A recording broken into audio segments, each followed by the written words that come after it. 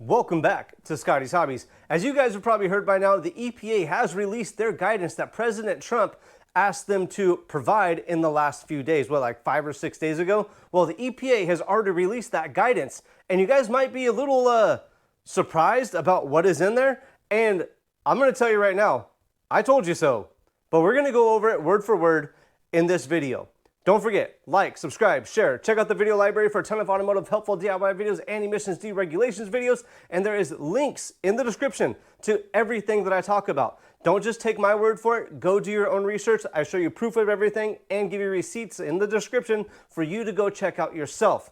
While you guys are watching, make sure comment below. Let me know what you think about all this. Let me know if this makes a difference or if it's going to help you or affect you in any type of way. All right, so this here is a memo or a news release that was put out by the EPA yesterday evening. This is the Freedom to Fix, the Freedom to Fix guide.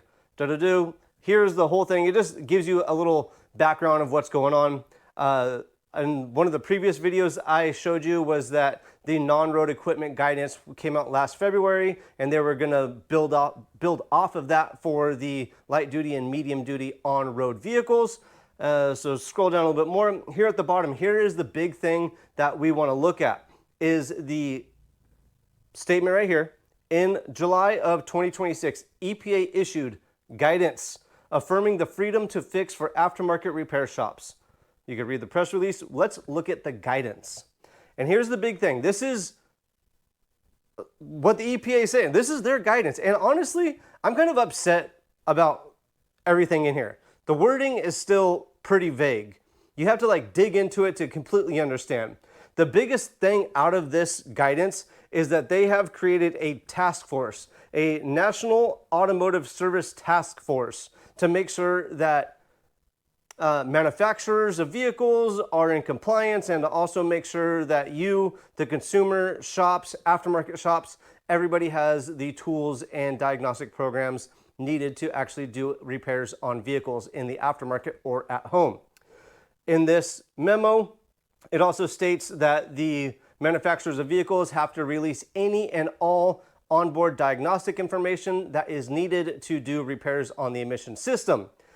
That stuff is kind of like, duh, go figure. But what I'm really interested in, and I want to tell you guys, MUCAR, they make some really good products. This is the MUCAR 632, under 200 bucks. This is a wired system. I really like it, but this covers any module in your car. The OBD2, the brakes, you could regen the DEF system. You could do so much with this, under 200 bucks. If you want, and free lifetime updates. If you want to get a little bit fancier, the 892BT, this is a Bluetooth dongle. This machine, they pretty much do the same thing. This one's a little bit more expensive. This is really my favorite. I use it all the time. You got two-way communications.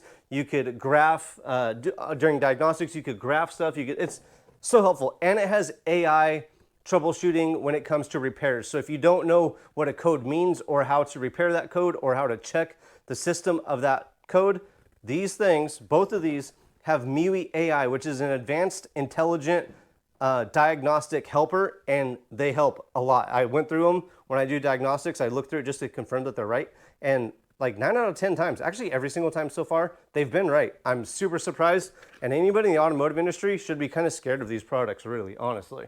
So if you're looking for a diagnostic software or diagnostic machines, look for links in the description for these MUAI diagnostic machines.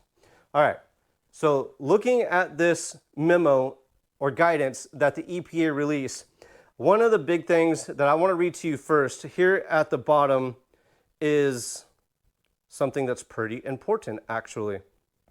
The contents of this document do not have the force and effect of law because Congress makes the law and EPA makes guidance to follow that law, and are not meant to bind the EPA or manufacturers in any way.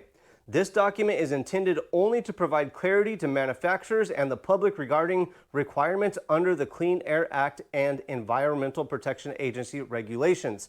So again, the EPA doesn't make the laws. They make the not the regulations, but they make the guidance to follow the laws that the Clean Air Act provides. So anything that the EPA does in this administration can change in the next administration. Really, Congress needs to act. They need to change the laws in the Clean Air Act or pass some bills that changes the Clean Air Act for stuff to stick at all. But that's a whole nother story, and you guys know how I feel about that if you've watched the channel for a while. Now let's get into if you could do deletes or remove emissions components on your vehicle. And I'm going to sum it up for you real fast. The EPA says, just like in the non-road guidance, you could disable your emission system temporarily for repairs and diagnostic. Period. That's it. And let's find the paragraph where it says it. Here we go. Second page, second paragraph. Additionally, the Clean Air Act anticipates that it may be necessary to disable an element of the emissions control system to effectuate a repair, and it's clear that such an action is not a prohibited act when it is for the purpose of repair. So purpose of repair, not purpose because you don't like it. And such action therefore results in the proper functioning of the device. So that paragraph says you can disable an emissions component or device, EGR, DEF, CATs, air pumps, anything like that. If you're doing a diagnostic and repair, you could disable that system, but it's only disabling it to the effect that you are repairing it or with the intentions to repair. The very next paragraph, the prohibited acts provision in Clean Air Act Section 203 discusses that tampering by any person, including owners, is prohibited. Right there, it's prohibited. You can't tamper, so you can't change the emissions control systems on your vehicle. The EPA does have a tampering guidance that they released. The last update they did to that was October of 2025, I believe it was. There'll be a link in the description right here. Check that out. Link in the description for that. Go check it out yourself. Click on the links in there and just see what that all says. And specifically excludes from that prohibition any and all activities that are necessary for the repair of a vehicle. The Clean Air Act goes further to protect consumers, providing that manufacturers cannot suggest that it is necessary to use their own branded parts to avoid tampering, or as a condition of an emissions warranty. Consumers can use equivalent generic parts to maintain their vehicles without fear that the use of unbranded parts will void their emissions warranty and be considered tampering by the EPA. So that's really all you need to know about this.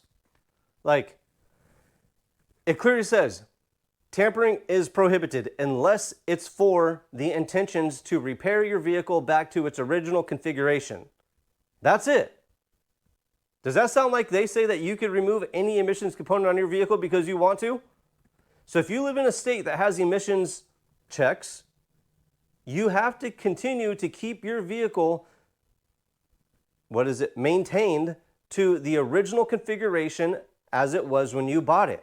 If you live in a state that doesn't have emissions inspections, do you really care about these emissions rules as they are right now? Especially with the EPA saying that they aren't going to go after people that are tampering with their vehicles as long as they knowingly don't remove emissions components or devices that will create more emissions. So if you're in an emission state, nothing's going to change. If you're in a non-emission state, nothing's going to change. I told you guys, it sucks. It really does.